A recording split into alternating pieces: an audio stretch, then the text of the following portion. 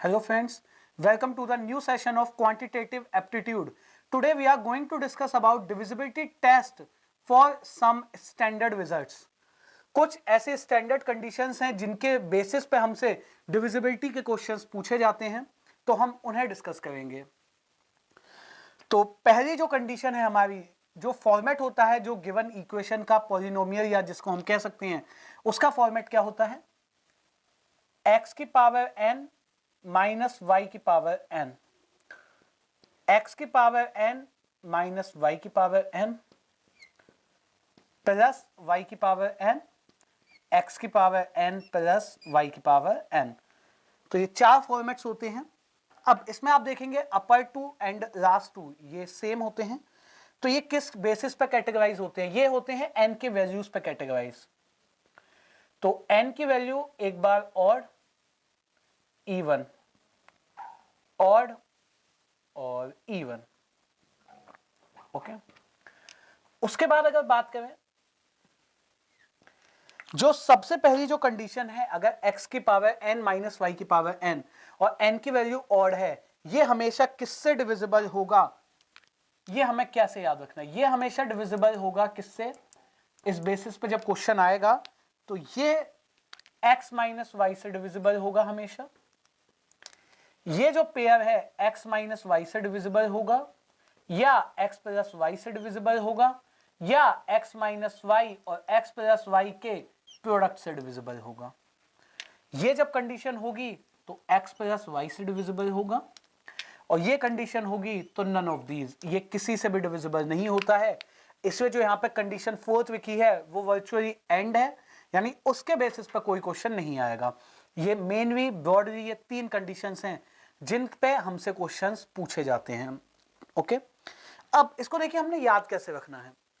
अगर x की power n minus y की पावर n है और n का मान ऑड है, तो n की जो मिनिमम वैल्यू हो सकती है ऑड, वो क्या हो सकती है, वो 1।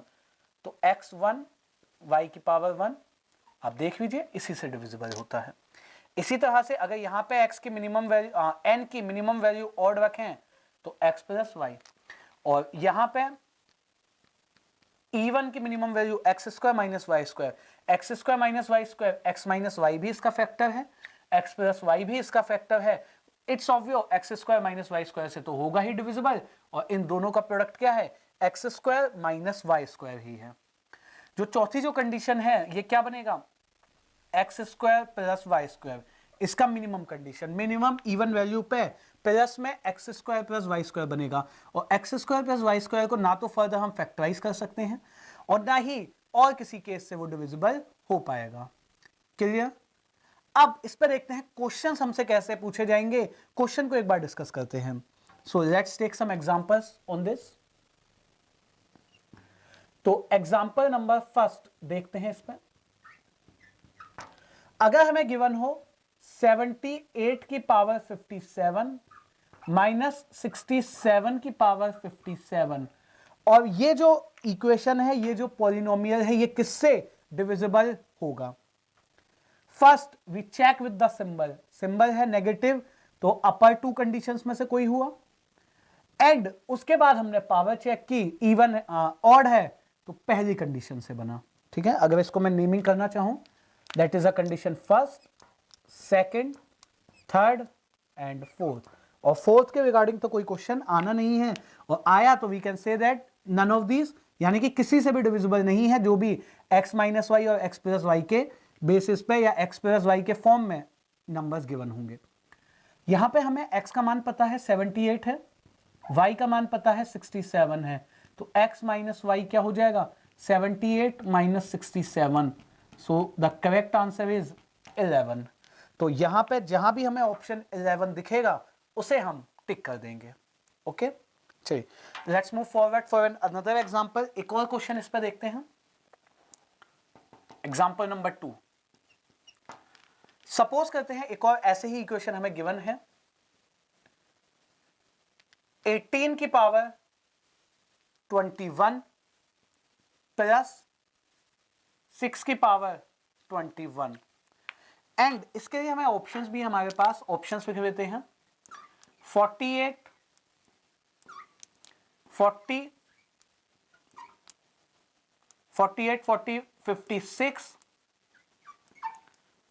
Option D 6 and option E none of these.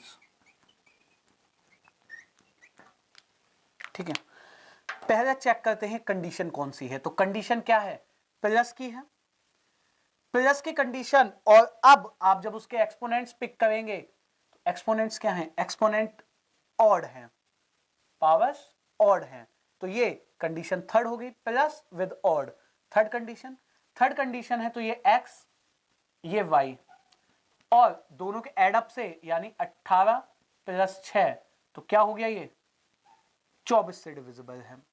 अब इन दैट केस अगर मैं इसे n मान लेता हूं और जो आंसर आया इसे m मान लेता हूं, तो मैं ये कह सकता हूं जो n है वो m से डिविजिबल है। ठीक है, पहले तो ये हमने याद रखा, n जो है m से डिविजिबल है। अब क्या हमें 24 दिखा, यहां नहीं, यहां नहीं, यहां नहीं, यहां नहीं, सो मे बी क्या इसका आंसर नन ऑफ दीज है। 24 है नहीं कहीं भी, तो 24 नहीं है कहीं भी, तो मे बी इसका आंसर नन ऑफ दीज। अब दो चीजें उसके बाद आपको दिखेंगी, या तो नन ऑफ दीज सही है, या 24 का मल्टीपल 48 सही है, या 24 का फैक्टर 6 सही है। 40 और 56 ना मल्टीपल्स है ना फैक्टर्स हैं, तो ये दोनों तो वी कैन सेफली कट, ये तो नहीं होंगे। अब यहां पे हमने देखिए क्या करना है, यहां पे हमने कंडीशन रिकॉर्ड करनी है। जो डिविजिबिलिटी का सबसे पहला सेशन हमने किया था, डिविजिबिलिटी का जहां पे हमने इंट्रो पढ़ा था, बेसिक्स ऑफ डिविजिबिलिटी जहां हमने पढ़ा था, वहां पे हमने जो 4 कंडीशंस पढ़ी थी उसकी पहली कंडीशन ये थी, अगर n m से डिविजिबल है तो जो n वो m के फैक्टर से भी डिविजिबल होगा, या तो m या m के फैक्टर्स। अब m तो यहां था नहीं, तो m के फैक्टर्स ढूंढेंगे। m के फैक्टर क्या है, m का फैक्टर यानी 24 का फैक्टर है 6, so that will be the correct one. जो मल्टीपल है इनकरेक्ट, और क्योंकि फैक्टर वहां मौजूद था इसलिए नन ऑफ दीज भी इनकरेक्ट।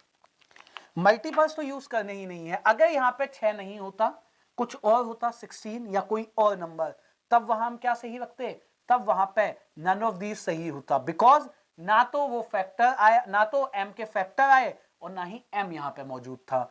सो बी रिमेंबर, हमेशा या तो फैक्टर देखते हैं या उस नंबर को। तो जो आपको डिविजिबिलिटी की मैंने 4 कंडीशंस बताई हैं बेसिक्स में, वो आपने याद रखनी है, उनका कई जगह यूज है।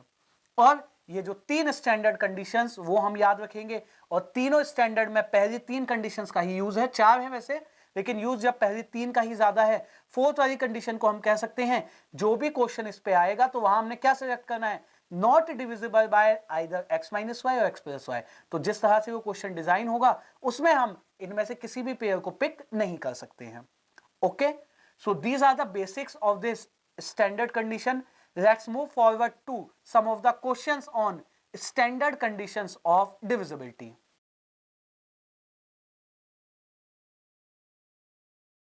Now let's move forward and discuss more question on standard cases. आगे बढ़ते हुए बात करते हैं स्टैंडर्ड केसेस पर कुछ क्वेश्चंस की। So move to the question number 1।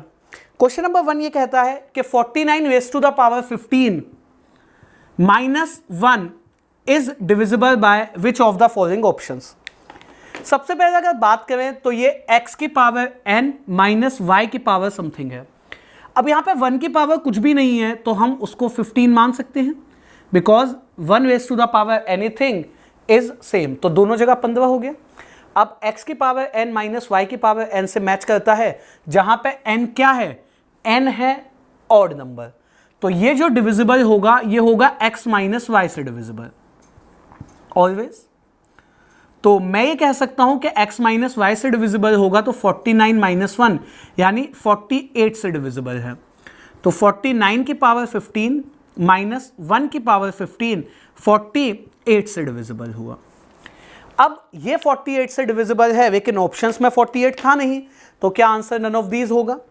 तो अगर ऑप्शन में 48 नहीं है तो हम दो चीजें देखते हैं, या तो 48 या 48 के फैक्टर्स। तो अब अगर मैं 48 के फैक्टर्स की बात करूं तो यहां पे 48 का एक फैक्टर 8 मौजूद था, तो अगर 8 मौजूद है ये नंबर, ये इक्वेशन अगर 48 से डिविजिबल है तो डेफिनेटली 8 से भी डिविजिबल होगी ही होगी। तो पहले क्वेश्चन का सही ऑप्शन क्या बनेगा? Option D. ये 48 से डिविजिबल, 48 8 से divisible, so that definitely divisible by 8। ये हमने 5 जो कंडीशन पढ़ी है डिविजिबिलिटी की, वहां ये जाना था। ठीक है, done with the first, let's move to question number 2। आगे बढ़ते हैं और बात करते हैं क्वेश्चन नंबर 2 की। क्वेश्चन नंबर 2 में कहा गया 2 की power 16 minus 1 is divisible bye, तो 2 की पावर 16 माइनस 1 किससे डिविजिबल होगा? तो अब आप ये देख सकते हैं यहां भी 1 की पावर कुछ नहीं है, तो 16 मान लेते हैं। x की पावर n माइनस y की पावर n, और n की वैल्यू है इवन, तो ये x माइनस वाई से डिविजिबल होता है, x प्लस वाई से डिविजिबल होता है, और x माइनस वाई और x प्लस वाई के प्रोडक्ट से भी डिविजिबल होता है। तो अगर मैं यहां से x माइनस वाई कैलकुलेट करूं तो 2 माइनस 1 1 आ जाएगा, 2 प्लस 1 3 आ जाएगा, और दोनों का प्रोडक्ट भी 3 आ जाएगा। अब अगर ऑप्शंस देखें तो 11 13 17 19 and then there is a none of these. तो ना तो 3 है और ना ही 3 का कोई फैक्टर होता है, 3 का खुद ही फैक्टर 3 होता है क्योंकि एक प्राइम नंबर है। तो क्या नन ऑफ दीज सही होगा? We can tick none of these, but before tick none of these just change this equation first. एक बार इस इक्वेशन को बदल के देखते हैं। जैसे 2 की पावर 16 माइनस 1 की पावर 16 था यहां पे, तो अगर मैं इसे 2 की power 4 raise to the power 4 और माइनस 1 की पावर 4 और रेस टू द पावर 4 ऐसे बनाऊं, देखिए कई बार क्या होता है नन ऑफ दीज उसका आंसर नहीं हो पाता है। क्यों? क्योंकि जो 3 था एक बहुत ही स्मॉलर नंबर था, तो हमें ये पावर्स को भी कन्वर्ट करके देख लेते हैं। 4 इंटू 4 16, 4 इंटू 4 16, तो 2 की पावर 4 क्या होता है? 16 माइनस 1 की पावर 4, अगेन x की पावर n माइनस y की पावर n, फिर से वही कंडीशन, इन सबसे डिविजिबल है क्योंकि माइनस है इवन पावर, तो x माइनस वाई तो बनेगा 15 ही, x प्लस वाई बनेगा 17, और दोनों का प्रोडक्ट होगा 255। ठीक है, हमें मतलब है 17 से, 17 यहां ऑप्शन में था, तो दूसरे क्वेश्चन का सही जवाब क्या बन जाएगा? Option C is correct one. So some of the times we can say that इस तरह से क्वेश्चन हो सकता है कि हमें थोड़ा उसे चेंज करना पड़े। Done with the 2, let's move to question number 3। आगे बढ़ते हैं और बात करते हैं क्वेश्चन नंबर 3 की। सो थर्ड क्वेश्चन, 4 की पावर 61 प्लस 4 की power 62 plus 4 raise to the power 63 किससे डिविजिबल होगा? तो जब भी कोई ऐसी इक्वेशन हो एक ही नंबर की पावर्स बढ़ती हुई जाएं, तो वहां से बेस्ट मेथड आप इसमें से जो कॉमन आए वो कॉमन ले लीजिए, और 4 की मिनिमम पावर हम कॉमन निकाल पाएंगे। तो 4 की पावर 61 जब बाहर चला गया तो यहाँ 1 बचा, 62 पावर में से जब 61 चला गया बाहर तो 4 की पावर 1 बची, और यहाँ बचेगा 4 का स्क्वायर। ठीक है, solve this one. Bracket solve करने का पार्ट होता है, तो ब्रैकेट क्या बन गया हमारा? 21, 16 4 20 1 21। अब या तो 21 ऑप्शन में ढूंढिए या 21 का फैक्टर, तो 21 का कौन सा फैक्टर यहां मौजूद है? 3, तो थर्ड क्वेश्चन का सही ऑप्शन क्या बन जाएगा? Option A, 3 is answer, A option is correct one. Okay, so these are the various questions on standard series of divisibility test. Do a lot of practice on these type of questions. That end with this session. Thank you.